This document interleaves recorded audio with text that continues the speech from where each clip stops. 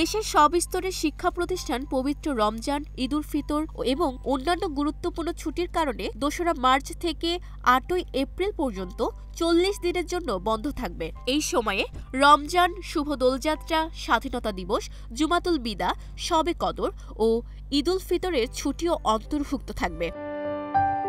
এছাড়া ১০ এপ্রিল থেকে শুরু হতে যাওয়া এসএসসি ও সমমানের পরীক্ষা অনুষ্ঠিত হবে। যেসব শিক্ষা প্রতিষ্ঠানে পরীক্ষা কেন্দ্র রয়েছে সেগুলোতে এই পরীক্ষার সময় প্রায় ২ মাস ১০ দিন পর্যন্ত ছুটি থাকবে।